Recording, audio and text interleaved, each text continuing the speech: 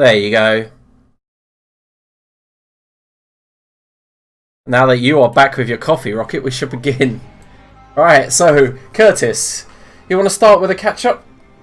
Yep. So, on the 18th of the 8th, we started by looting the God King's tomb after we successfully defeated him in the session before.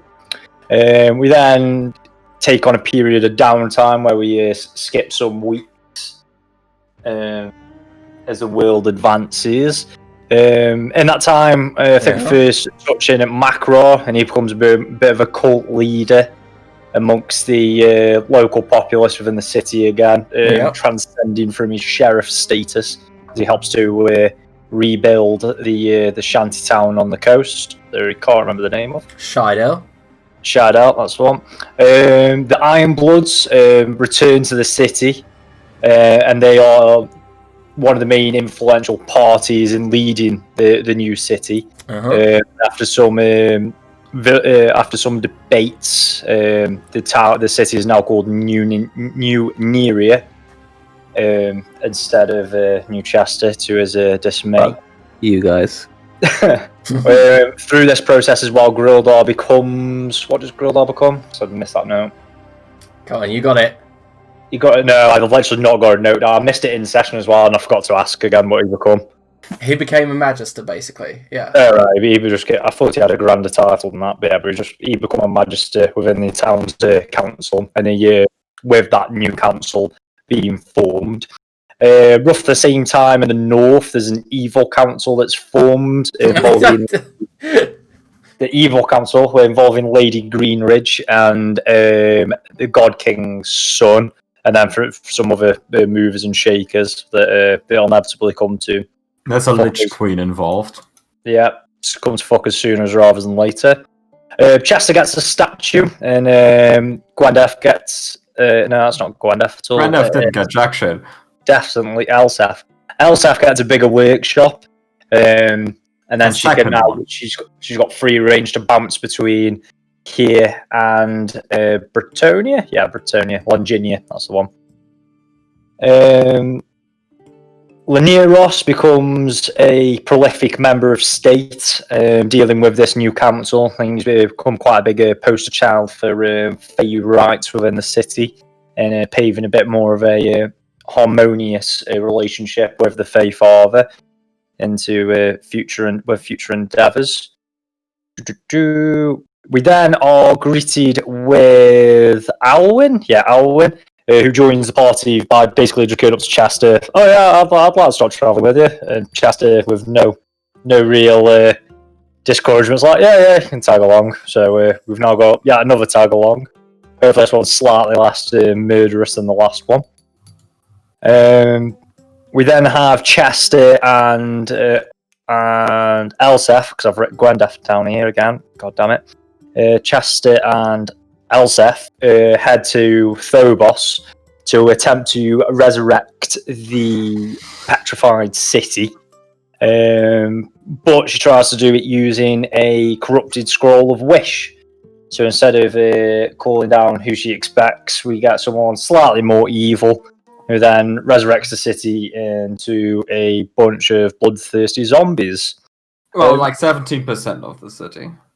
Yeah. So was there already a zombie outbreak happening in the city before the curse? So you were sole cause of that. Yep, fair enough then. Look, they managed to save a single guard, so law of averages. You managed to save 83% of the city. The part that is zombies. Also, zombies are very popular, so some would say this is an improvement. Right.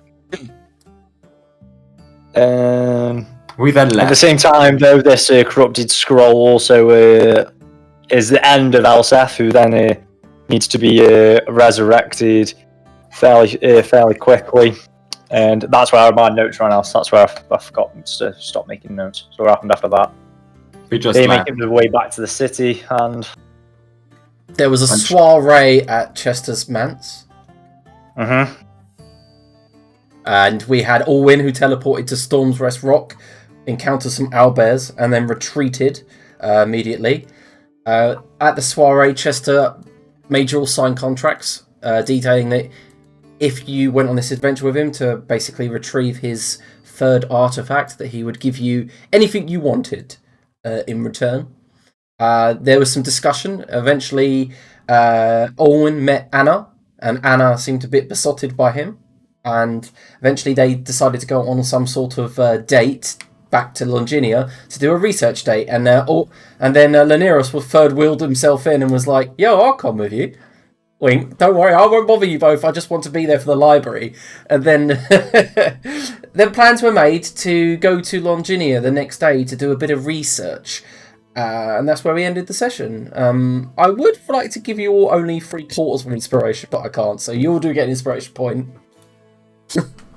I shall use it for evil. And we begin today's session in that evening. It's you've spent a month in Mokhul doing downtime, so we can skip straight to the next day if you wish, and then we'll begin the next amount of downtime, deciding what each and every one of you wants to do. So we had plans for Laneros, Anna, and Orwin to be heading to Bretonia, to the capital city of Longinia. Would you like to proceed with that now, or is there something else you would like to do? Well, as I mentioned, I need to go and put my kid to bed for a second, so I would appreciate doing that after I'm back. Okay. I'll be back in a few minutes. Okay, yeah.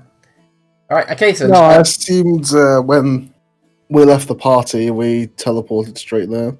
It was like late evening when you left the party, so it depended. If you wanted to go straight there, then that's fine.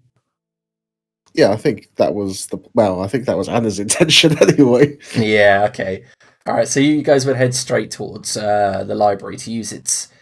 Right towards the university, to use its teleportation circles. Or You don't need to be at a teleportation circle to teleport. Yeah, if you want to use your spell slot, that's fine then. Oh, right, you mean just pay someone? Yeah.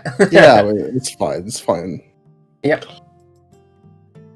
Alright, so we'll move on to that once Arne gets back. So, Elzef, what would you do after leaving? You came back, you left, came back. Well, the feedback was Chester did not want a boat, so Chester is not getting a boat. Yeah, that's fair enough. So Elsef is just going right back to working on those doors, because doors don't build themselves. Alright. Macro, what else are you doing? Kind of stuck in the city until we make a move now. He's just going to continue help out. There's not really a lot he can crack on with at the moment. He's lamenting and with his longing to go home. Maria clearly sees that he needs to help Chester out with this artifact first. So preparing the best he can for that, but then mostly just helping about. Alright, so yeah, as the evening drags on, I'm assuming that you would eventually head to sleep as well. Being that you were quite drunk last time. Mm-hmm. Alright, so Chester, what would you be doing as the soiree comes to an end? He's managed to kick out all the extras he's hired. Yeah. And is it quite late? It is getting quite late, yeah. In that case, if it's just the evening we're doing right now, he would retire to his chambers. But tomorrow, he goes shopping. Ah, okay. Alright, so, Owen, I'd like to get on with yours, but of course Arne isn't back yet, so it's a bit difficult. So Yeah. So if you would just like to choose... Chester's shopping that night. Yes, if you would like to choose to go in the morning, then that might be easier for me. Well, no one's suggesting that necessarily any research gets done in the evening. Oh my god, I can't forget. That was the roundabout way of saying it, wasn't it? Alright, yeah, okay. So yeah, you and Anna retire to Longinia when she introduces you to basically her estate.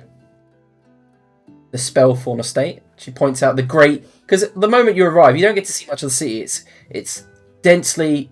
Like, the fog is dense, it's night, and the industrial smog over the sky basically blots out most of the stars. And you're in a courtyard, and she points out her estate with its kind of black wrought iron gate and its courtyard, its hedge maze, and that typical Victorian-like architecture. And her house looks almost to the point of being haunted. until she walks through the door and all the lights magically light up all along the corridors, all along the shiny flooring, and she says, "I've only recently had it cleaned, Owen, because, well, I was dead for like 20 years, I think." Huh. That would make sense. I know this place. I've come past it a few times, so didn't know it was yours. Oh, yes, well, after disappearing, it kind of went into disrepair, and I was unable to pay many of the people that managed the house, and they all just disappeared. In fact, I left the expedition at 20 years old. 20-something years later, I've come back 20 years old. Quite funny, really. Everyone I know is 20 years older.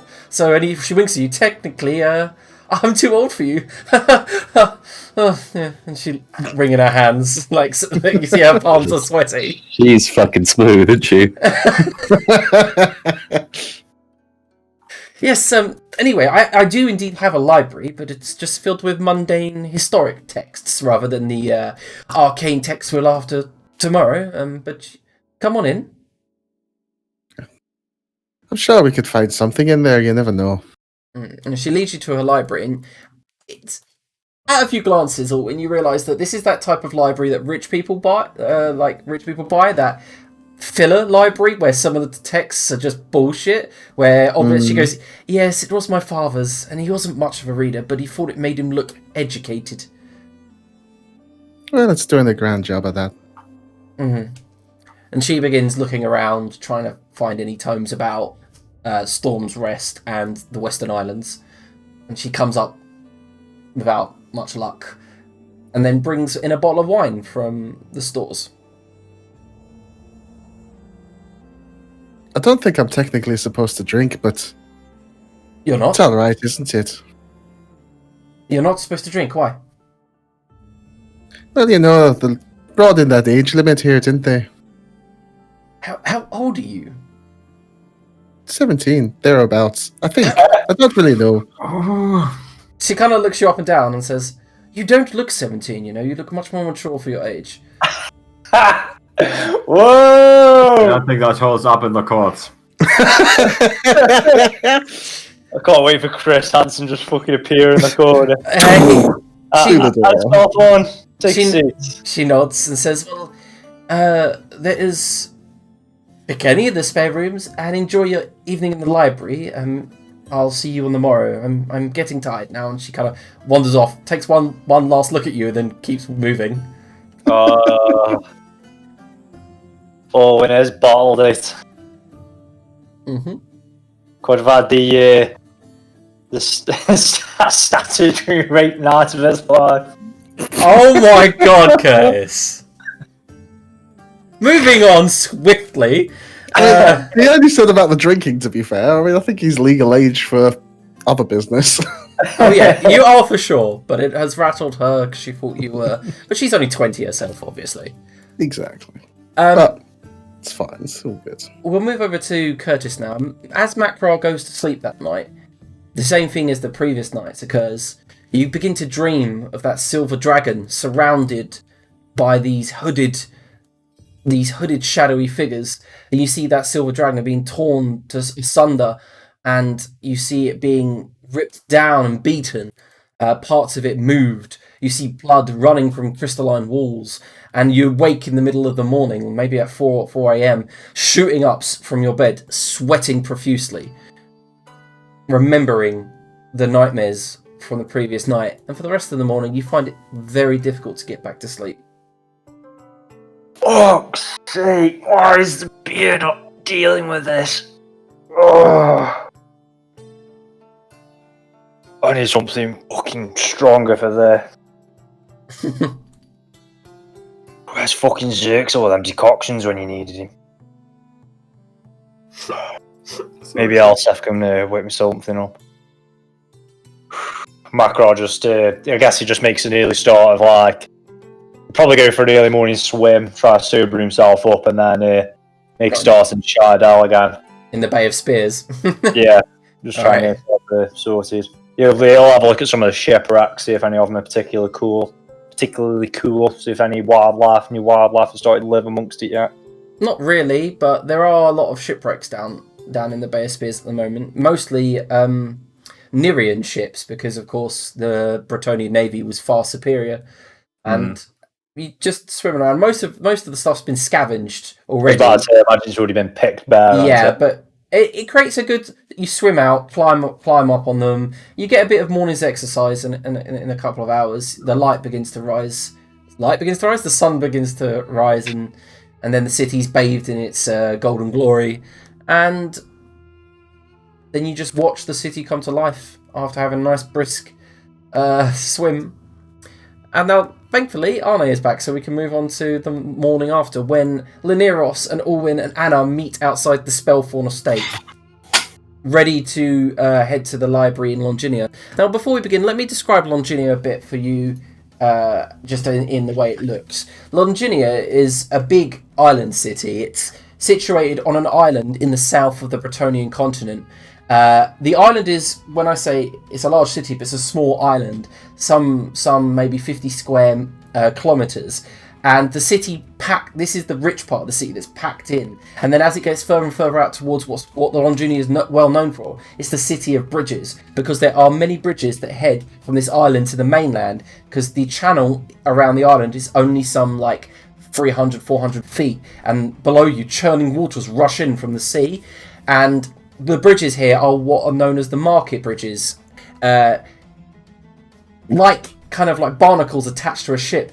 The marketplace has these buildings attached to the bridges that stick to it, and they go higher and higher. It's like the market districts here can't expand outwards, so they've expanded upwards. So it's just a city of each double. There are only two massive bridges heading to the mainland, and there are more bridges above that bridge, like rope bridges going between different shops, different restaurants, balconies spreading out, scaffolding spreading down into the sea, buried into parts of the cliff face. It's a very rickety affair.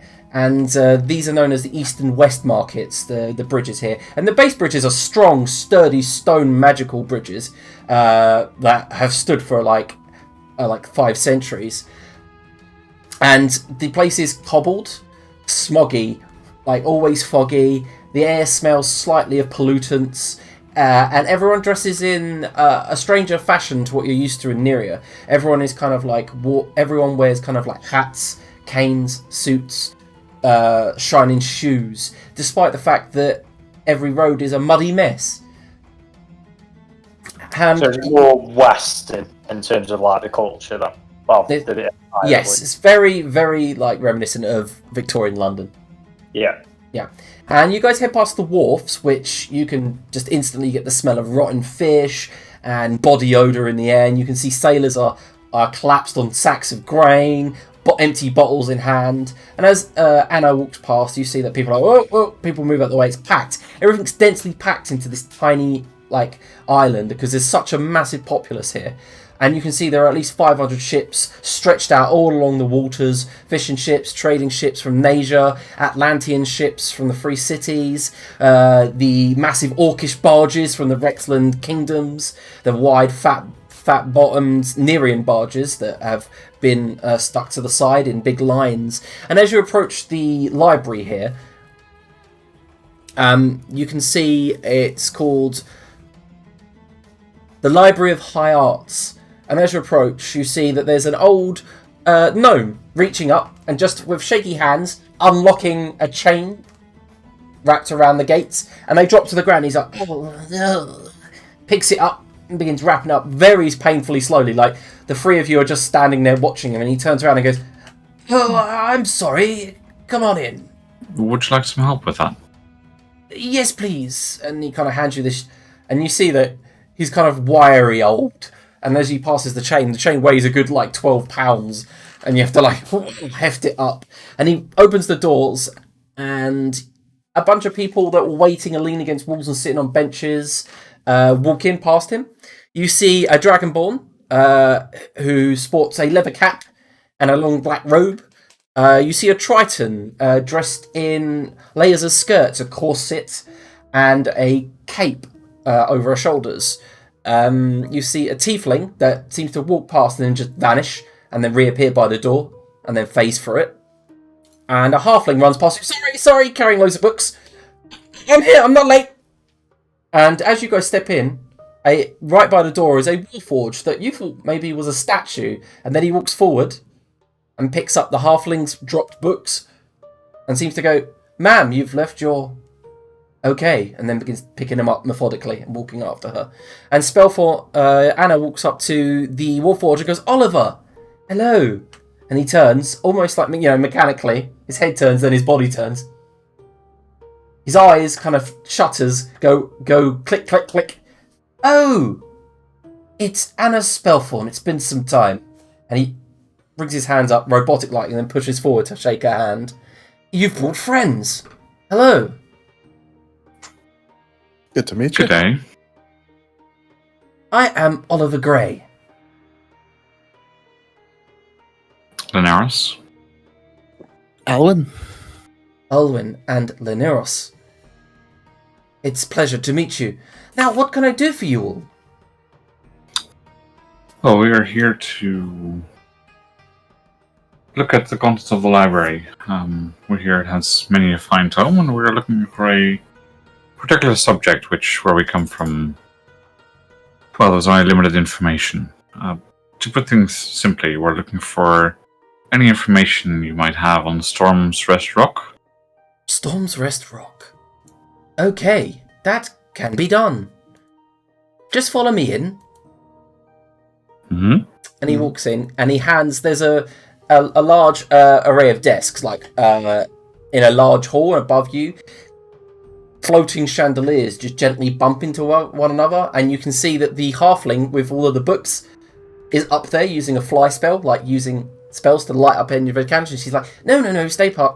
And then she sees you all, and you see that the Triton has taken a seat at one of the desks, and then the halfling floats down and takes a seat opposite her, and they begin shuffling books and just talking amongst themselves. And Oliver walks up to the table and says, "This is Grace Goldtide," and he points towards the Triton, "and this is the secretary, Matilda Shorthand," and he points towards the halfling. "If you would direct your questions to these two fine women, they will answer everything you need to know." And he turns, heads towards his own desk. Very well, thank you. We are looking for information on Storm's Rest Rock, and we would like to know where the section is that holds tomes in this. Grace, the Triton, looks up, and she's got green eyes, and they kind of like swell slightly, and she goes, "Yes, Storm's Rest Rock, a location, correct?" Mm-hmm. That would either be under geography or maybe Western histories. Maybe? And then the Matilda, the halfling, goes, No, don't be stupid. Storm's Rest Rock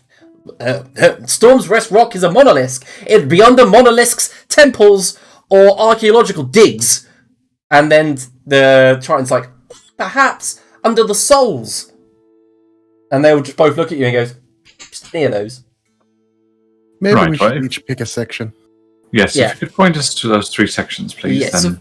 Yep. And they lead you past this hall. The halfling does, and opens up one of the doors, and that's on the left. There's like many to your right and left. It's like one big hall with loads of doors. And as the door opens, impossibly large inside this library, and immediately you can see there's some magic involved. And she actually unlocks the door and opens it. It's impossibly large. It's just like that scene from The Matrix where the guns come flying towards Morpheus and Neo. It's like the library shelves just go all the way outwards as the moment you open the door. And she just points in and says, "It's open for 24 hours. Don't get locked in. I might forget you're there." Clicks a finger and walks off. Thank you. Alright, so you can all make his history checks with advantage, looking for whatever subject you're looking for. So you tell me, and then you can roll with advantage. I'll take the section on souls. I'll start with the monoliths. Most likely to have information about magic, so. Okay, so Orwin, what were you looking for? I went to the section on souls.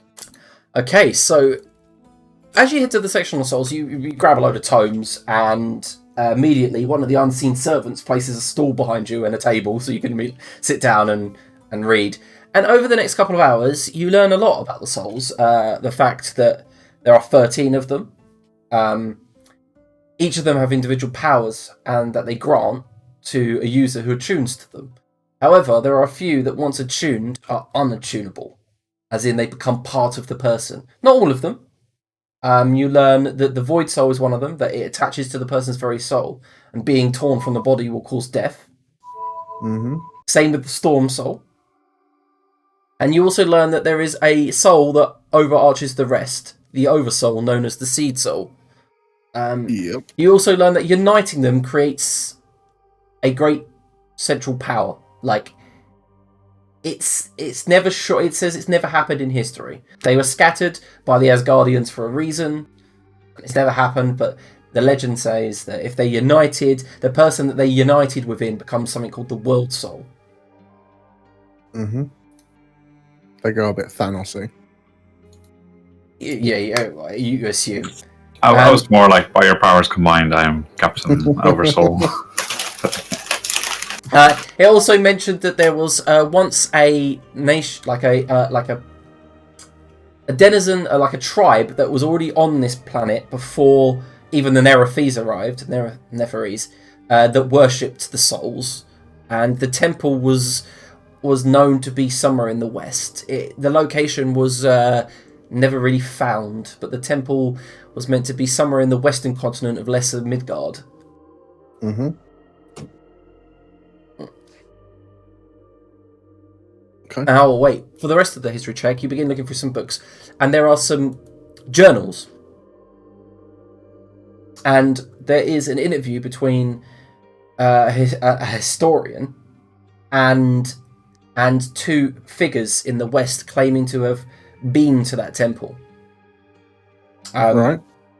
The first figure is known as Magistrate Antuist, and mentioned several times that it was in the West, and detailed what was there, the creatures that guarded it. And the next was Chadnir, a well-known celebrity from the Free Atlantean cities, who just basically flamboyantly told a story of heroic deeds. That was it.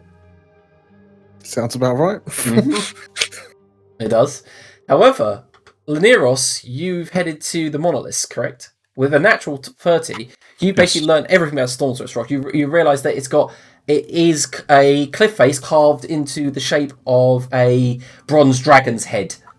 Apparently, the lower part of the jaw still kind of skims the water, so boats can actually dock inside. But once inside, it's well known of being the lair of one of the first ever ancient bronze dragons, well known as a mother of all the ones that are descended to this day.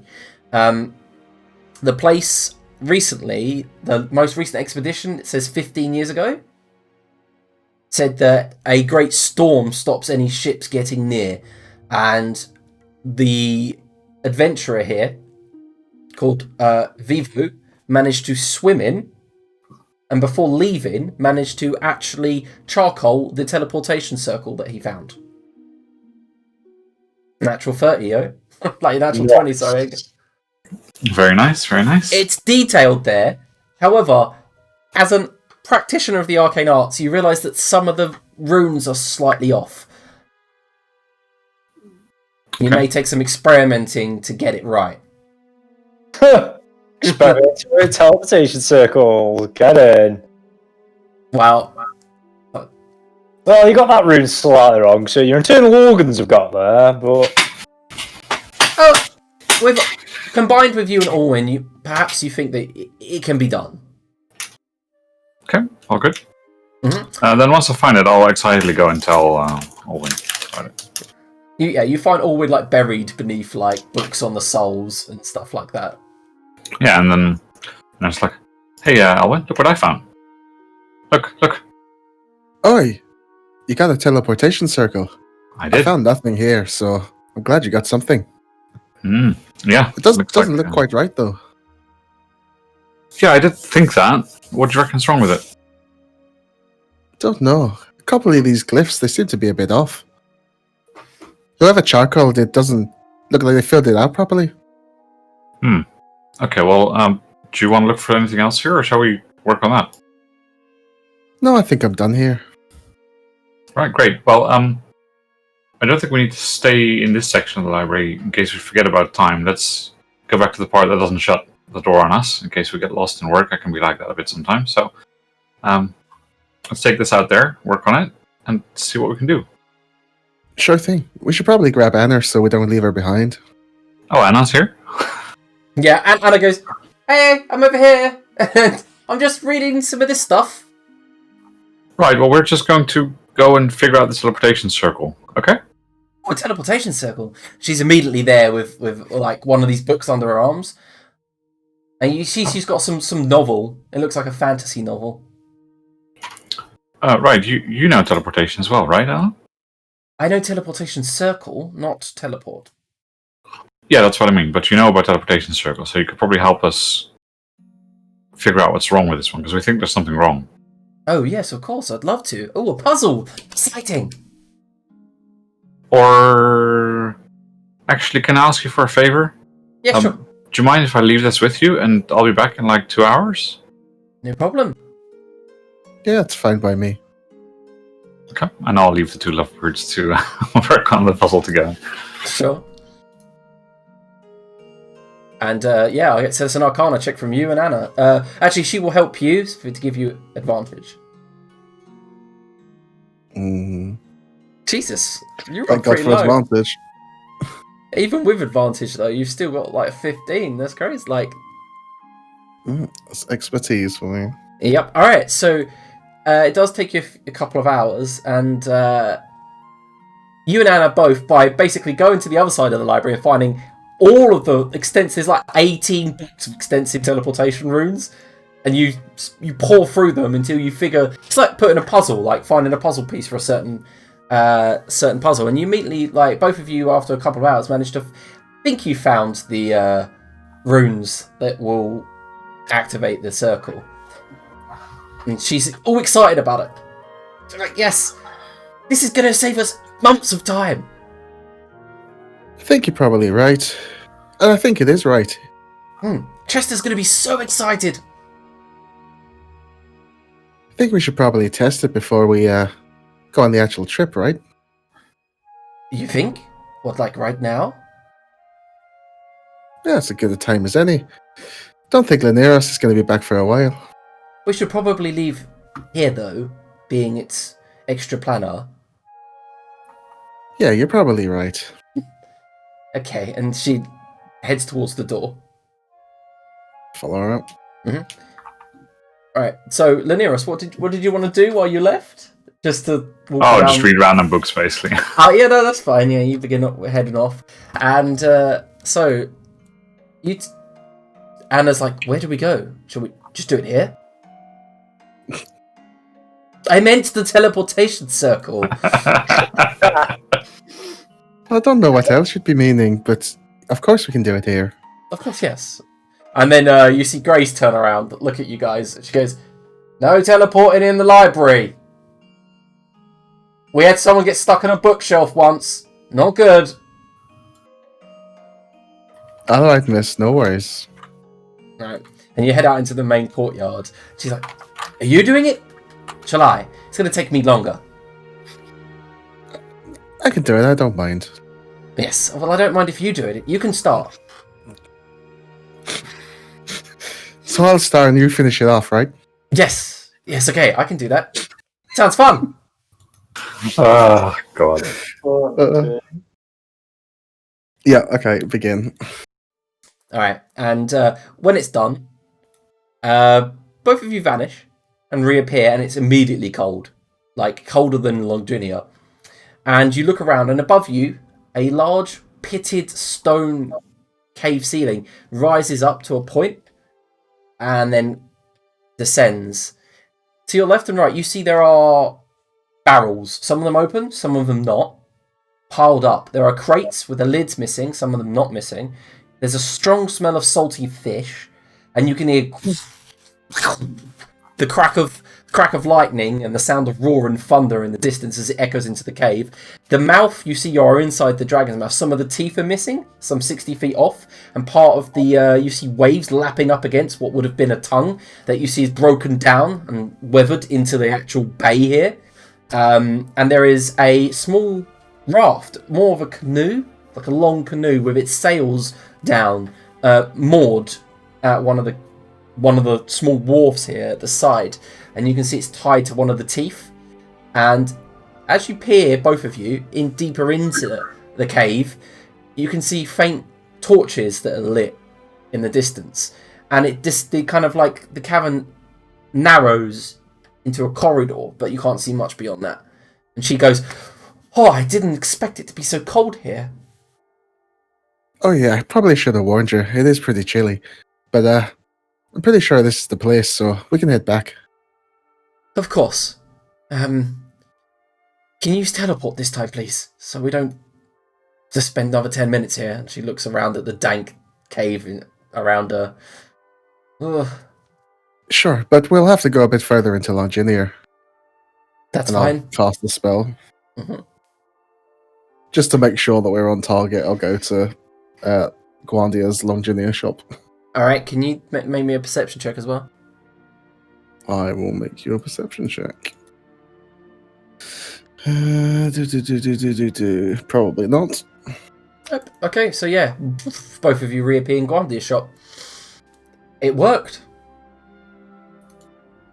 It seems to be the place. Save Chester a lot of time.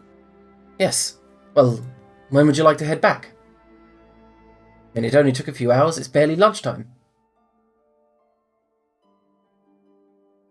Well, I don't know how long Laneros was planning to be, but... Oh, we left the elf! We probably no. should find him at some point. Yes. Alright, so you both head off to go to Laneros. Elzef, in the new day, is there anything you'd like to do? Okay, Elsef is doing cartwheels around the room, painting random objects red. Okay, is there anything I need to know about that? No, Elsef has determined that to attune to the Feywild, one has to do random things. As such, Elsef has decided the most random colour is red, and Haida was doing cartwheels. Surely her determining that red is the most random colour. Yes, Elsef literally cannot succeed in this. Cartwheels are quite random. Makes them then not random. Look, it's not easy to build a planar gateway. There's a lot of steps involved. Well, fair enough. We'll move over to the shopping. All right, Chester. Oh, buzzing. All right, bitches.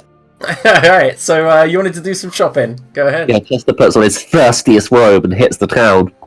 All right, you head to town of Nuneria. Yeah, bullshit name. And he's looking for outfitting for the trip. Basically, he's very excited.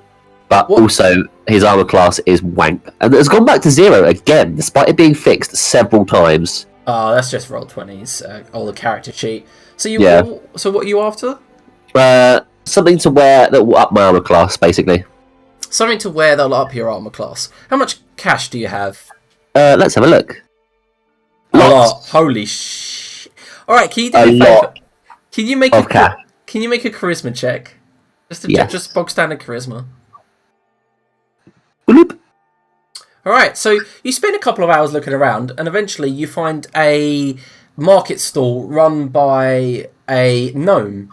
And as you approach, he's got lots of attendees. He's got a lot of people attending to his needs. And as you approach, you see he's got just one single large chest on the desk.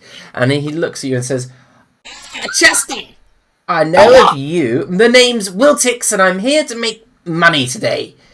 Are you interested in some magical items?" Does Chester know Wiltix? You know of him, but you haven't met him. I have heard of many a thing, good Wiltix. You have? Indeed. And does he know that Lantix is, a thing, or...? Yeah, he knows about Lantix, but he doesn't know you. Other than he's heard of you, and that's it. Right, and what's that? Does Chester know do they have a connection, or...? Well, Lantix and Wiltix used to, yes. They used to, yes. Yeah, because they used to be friends. Ah, okay. Ah, yes, I've heard many a things from my dear, deep friend, good Lantix, whom I have not seen in a good many a fortmonth. Oh, you know Lantix. Yes. Anyway, I'm looking for some curiosities. Perhaps you can assist me, seeing as you're a purveyor of wares, a peruser of delightful clothes. Oh, yes. Well, I do keep tons of armor, but if you're after the magical variety, then Yes, I'm looking for something to guard me gallantly, perhaps. Gallantly. Yes, something strong, sturdy, supple. Yet, of course, fashionable amongst the ladies of the town, here and in Longinia, where I might be treading my feet. Okay, let me have a quick look in this old chest of mine. And Perhaps something jewel-encrusted, colourful, with maybe a cape. I think capes are going to come back in. And if you can, a ruff, potentially. I'm looking. How about this? And he brings up this piece of leather armor. It's got a white eagle embossed on the front. It's got padded armor underneath and jewels that come down levers on the side. And he says, "This is a silver eagle studded cuirass." Oh, shiver me timbers. And how much will that set me back, good sir? He looks you up and down. You must be a rich man. I am of means, of course. He rubs his fingernails together while looking at them. I would let go for 500 platinum, of course. Yes, that is quite extensive, Goodwill Hicks. Perhaps something on the the blue label side of things. It's quality. What more do you want? It's the most quality of cuirass. I can right now spare roughly 140 platinum pieces. Well, do you have any gold? Yes, quite a bit actually. So I could let it go for 5,000 gold pieces too. Oh yeah, shit, that's the conversion rate, isn't it? I thought it was way worse than that, and I keep doing that. It's such a... I like it. I like it a lot. 4,000 and you've got yourself a deal, good sir. I'm going to make you roll, but I really shouldn't bother. Roll persuasion. Yeah. I know that it's just ridiculous, but I'm going to ask you to... Oh, it is actually pretty horrific, yeah. Yeah, it's so high. See, that was a 10. That's bad. What did you roll? That's originally that's a 10. It's plus 15. All right, he says 4,000. Then I can do it for 4.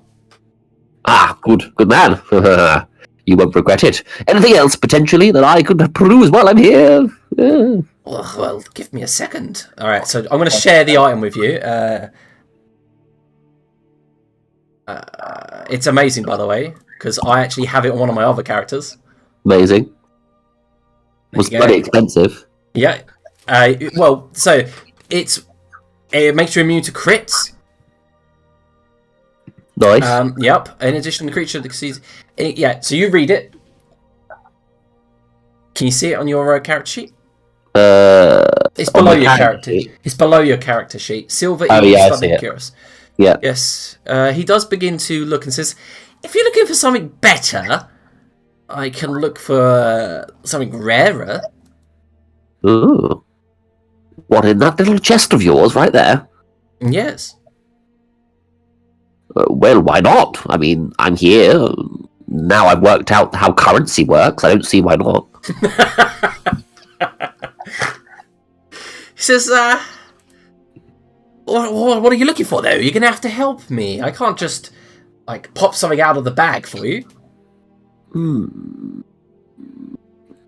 Well, you see, I'm quite ignorant in the current ways of fashion, adventurous fashion. Bear you, I want to be able to look good, while take a strike from perhaps a rapey manticore.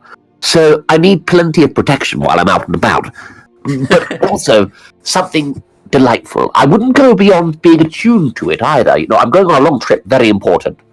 I'll make it worth your while in a few months' time, some say. Yes, of course. So that armor that you did get does require attunement, by the way. Yeah, I'm just reading it now, to be fair.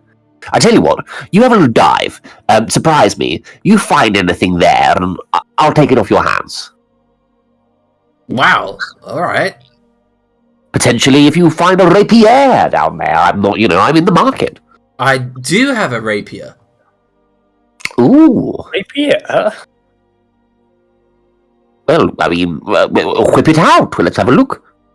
Liam is currently looking down the list, so give him a second. Whip Right. it out. He goes, well, this rapier's blade is alchemically coated in a thin layer of toxin, right?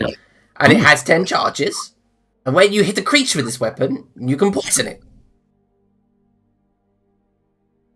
Right. Does it have a name? All rapiers have names. I call it the Kinabar Rapier. Right, yes, well, good job that's not set in stone. How much? Another 5,000.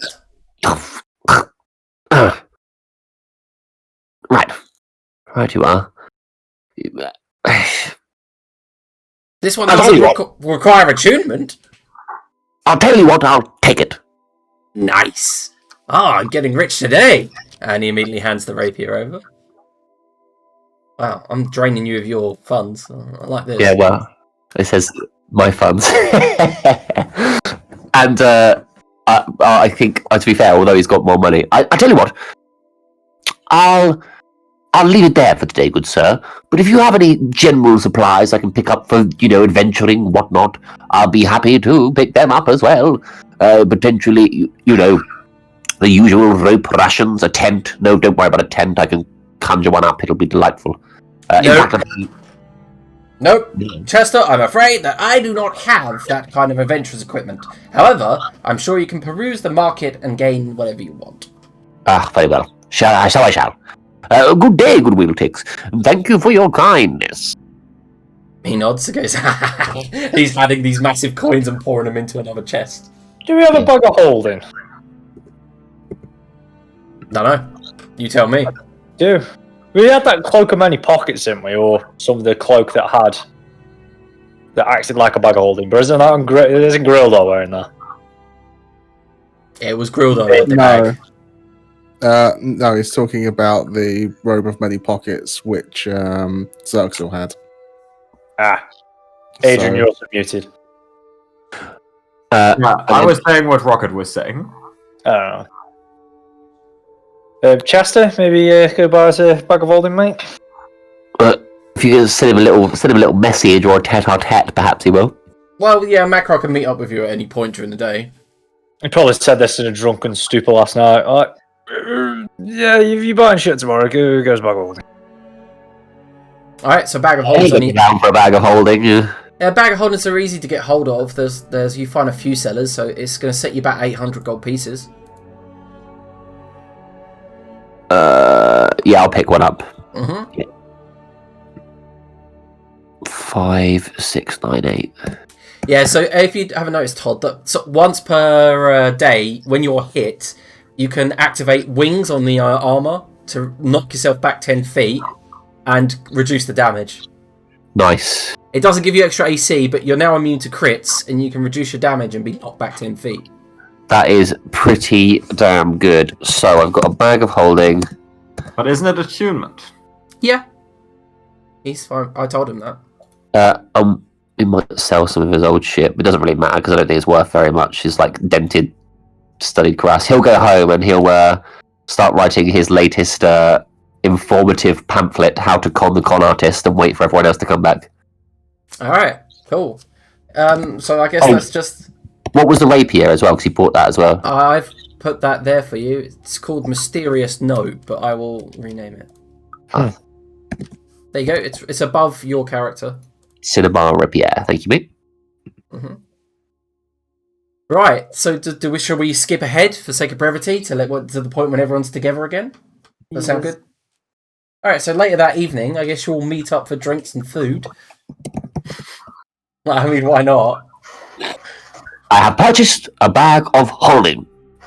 And he'll plump it down on the table. But I do not feel like I should bear the responsibility of holding it. Ironically. Does it just look like a backpack? Is it one of them? I would like to have picked up some warmer clothes. Okay, yeah. Easily done, especially in Longinia before you teleported back. Mm-hmm. Macro will stick the backpack on. What's the weather like over there? Storm's Rest sounds rainy. It's quite on the chilly side. Like, snow everywhere or chilly? No, there's a lot of snow. Macro's a bugbear. Probably doesn't give a shit. Probably take him. You are a like Nirian bugbear, like you're totally used to. Yeah, I guess he's more warm-weathered one, isn't he? Yeah, Like a short-haired bugbear. yeah. I mean, you lived in the Crystal Waste, which was kind of like it's hard to describe the Crystal Waste because it's like a volcanic desert. It's like fine black sand all the way through. Yeah, probably get a fur coat then. But he's probably going to rinse him if he tries to get one in there. He'll just get a fur coat. Can't imagine they're that dear. No, 15 gold. Yeah, I'll get a polar bear one or something. Elsef also picks one up. Yeah. Alright, so you are all together, currently having dinner at Chester's Manse estate. Elsef is just covered in different paints. Red didn't work, so Elsef went through all colors. Gentlemen, how goes your trip? Do you have news based on last night's conversation? Yeah, I think we found what you're looking for. It's right up to the entrance, pretty much. Ah. How so? What, one of those magic-y move circles? That's the one. Ah. One of those, disappear-y boxes. Excellent. Excellent. And how long will it take us to use one? No, it doesn't take long at all. Just about a minute or so. Excellent. Most excellent. So we can leave fairly soon. We could leave in the morning if you want. Well, Yeah, let's get this overdone with quickly. I don't think it'll be much use of keep operating on this amount of sleep. Right you are. Although perhaps we should take a long rest first. I imagine we've had a few long rests since the last combat, so you shouldn't worry about it much. We're talking here like the shuffling of feet and this like stunted, hunchback, cross-eyed, absolute hideous creature comes in with like a tray of drinks. Would you like more drinks, masters? Master Decker, why is there a second one of you? I'm glad you noticed the similarity. This here is Igor. He'll be joining us on our trip as my assistant. I've got martinis, and I've got Bakewell things. It is uncanny. Yes, I did. I nailed the face, didn't I? But why does he look like a shriveled ball sack? Ah, you see, that puts off my enemies. He also has a cologne that smells like it, but I've failed to package it.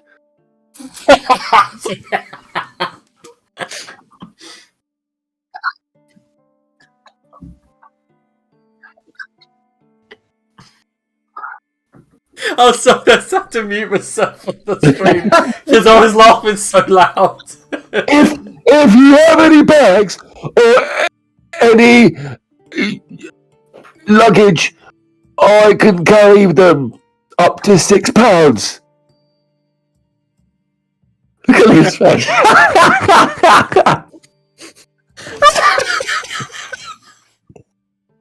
Save for the time that you started this so I can show people. Oh, sorry. No, I think I'll be quite alright with my own baggage.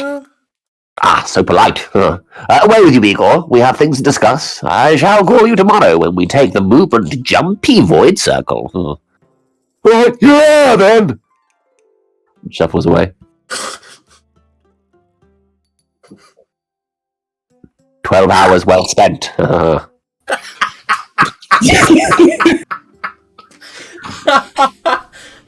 I going delirious, or is there just a second one of him?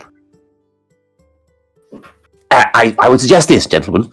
I fear wherever we are going will be perilous and treacherous. I would prepare well if we are to leave on the morrow. Elzeth, are you with us? What say you?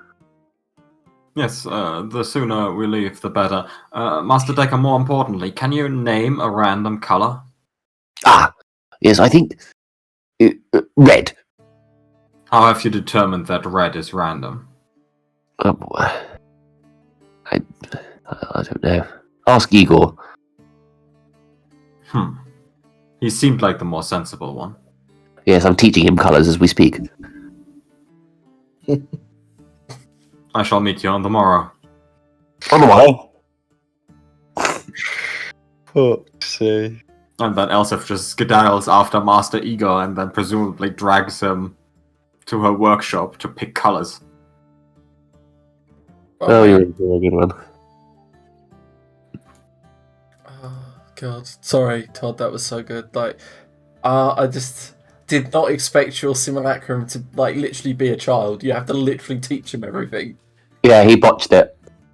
And it wasn't going to be a botched simulacrum until I realised that the token had been used, like, officially, and I was like, oh, I gotta roll with this. That's amazing. I've renamed it now to Igor the Stunted Snow Fiend. I hope that's okay. That's fine. Right, so that evening, all of you get plenty of rest, except for Makra, who, some point during the night, you begin to toss and turn as you begin to remember your father, the braids in his hair. And you remember them specifically woven into his beard and his hair, and he turns and he shouts, "Run!" as this hood descends upon him, and you see these purple fingers extend out of the hood onto the face of your father, and then you wake up. I almost shout as you wake up. It's getting really old, really quick there. And it starts hitting the whiskey. Alright. And as you're hitting the whiskey, and you're sitting at you've got a crate, upside down crate, and a bigger crate as a table, while the Shidale's being built. So you begin to see someone in the corner of your small hovel, your house. He stands there, bugbear, with a hammer in hand, and then he walks off through the wall, disappearing, just vanishes. Fuck me, familiar. I really need proper night's sleep. I'll probably go I'll probably just go and actually walk to Elsaf's in the middle of the night, just so I get some cold air in me. Mm-hmm. And bang on the door at stupid o'clock in the morning. So, Elsif, during your trance, you do hear a bang, bang, bang. Oh, Master Makra, have you come to pick colors with me? I could do that, but strong sedatives first, maybe. That can be arranged. I have a degree in medicine. Beautiful. And then start drinking Elsaf's whiskey. Somewhere in the corner is Chester Simulacrum, who was forced to pick colors until he couldn't do it anymore. Can I get you a hot towel, Master Macri? I do not own towels. Oh. In blue. That's primary. Oh, blue is a good color. You mix it with green and you mix it with yellow. Fuck, am I the witness in here? Attuning to the Feywild has proven very difficult, Master Makra. I have lost my creative spark. I cannot make random decisions. I thought cartwheels were random. They are not. No, I think you decided that being random makes them no longer random. Yes, it has proven to be quite a problem. It's pleasant just chatting with you, sedatives. Oh, yes. And Elsaf makes like a salt mix or something and hands it to Makra. Just like, take a single teaspoon of this and he just fucking nails all of it. You require an additional door for your dwelling, Master Makra. I have created 125 of them. Makra just finds a corner and like, just he goes to like lower himself gently into it and instead just fucking plants into the wall and then slides down. So I need you to roll a perception check, Elzef, as you see Makra go to sleep. Oh my god, Elsif is very perceptive, this lady. Oh, no. Right, so as he slumps into a deep slumber because of the medicine, you do see there's something definitely different about Makra, like, and then you pull your mind back slightly, and you see he looks a little bit haggard, a little bit older than you remember, and then you remember something. It just occurs to you out of nowhere. He got hit with that tiger's claw, and then never did anything about it. And you remember how sick it made Grildar, but then Grildar got it removed. Macron never did. The tiger that Zerxel absorbed, yes? Yes. He's looking greyer, looking whiter, a little bit faded. Master Igor. Yes. Do you think we should save the bugbear's life or let nature take its reward? Every creature naturally gets existentially selected by its great natural cause. Very impressive. Oh yeah, you've left your book open and it had pictures in it. Oh, it was not the one about the Yellow King, was it? You should not read that. No, philosophy and Darwinian ethics. Oh yes, quite an enjoyable read for an evening. I found it drab. You really are Master Decker's clone. Thank you. Help me load this bugbear on a carriage. We're doing a nightly excursion. I'm sorry, Master. I can't on account of my large hump. Yes. Okay, I will levitate this bugbear onto a card, and then I will pull the card. And you will...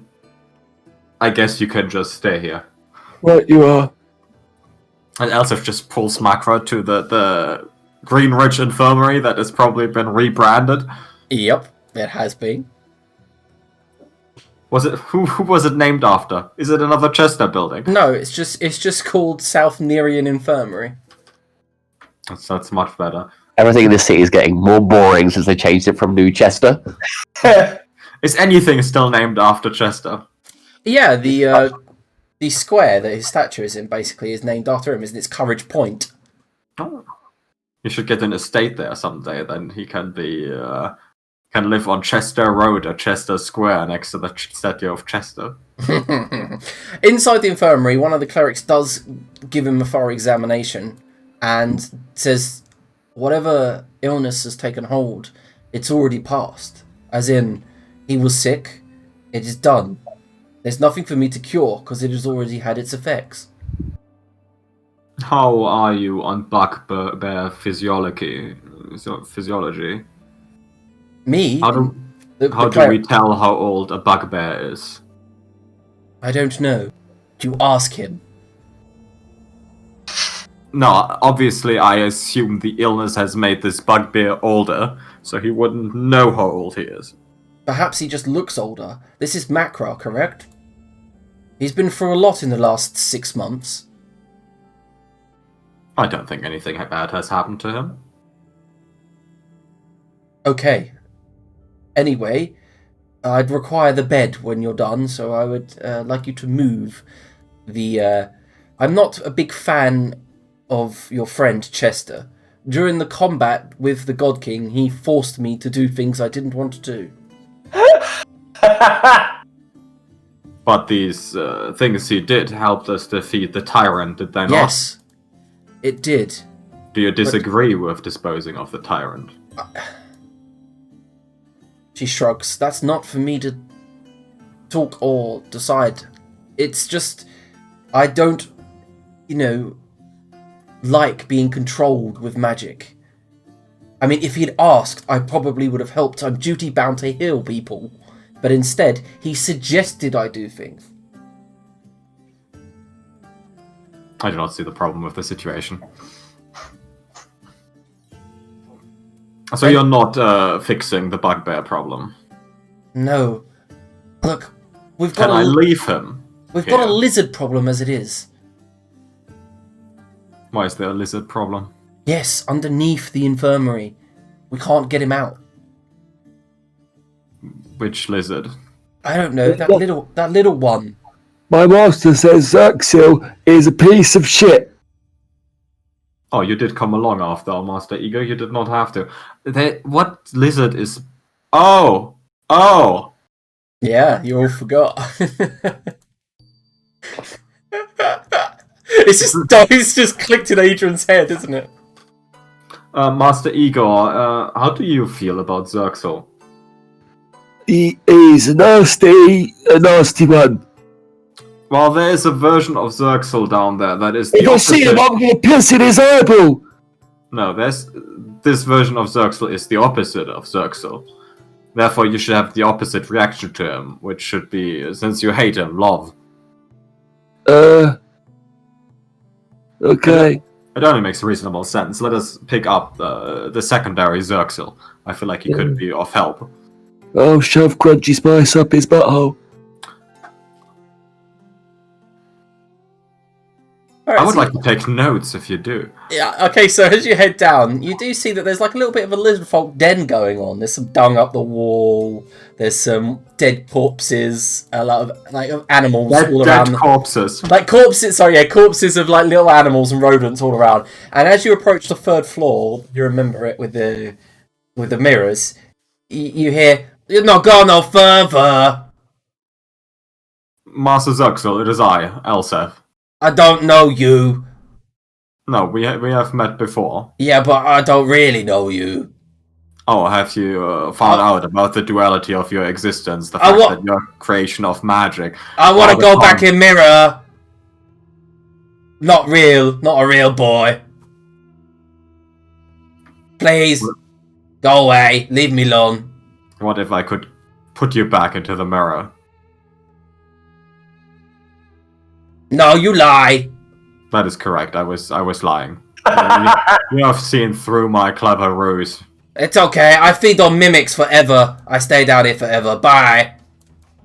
Well, Master Igor, it seems like the situation has solved itself. Let us pick up Master Macro and cart him to your master's house so I can meditate in peace. Okay, yeah, we'll drag him. I will do the carting. I will. You have the whole rump thing going on. Yes, thank you. No upper arm strength. Goodbye, Master Zerxel. Go away. Yes. Bye, you piece of shit. Yeah, nothing back. Just a foul stench that seems to waft in on the wind. And then Elsif on the way out informs the nurse. He has said he will feast on the mimics forever. I do not think he will have a problem with him. Yeah. She shrugs. And then Elsif returns home to a night well spent. Yeah, alright, so moving on to the next morning, I'm assuming you'll meet up once more for the day's adventure. Yeah, Mackerel looks like shit. Looks like he's taking way too much melatonin, so he's not actually properly woke up still. So you find Chester performing flexibility stretches in the atrium, proper pompously. Isn't there a medical way to tell from teeth dentures how old someone is? I mean, like looking a gift horse in the mouth. I feel like there was a way to determine from the shape of You can make a medicine check if you want quickly, just to see.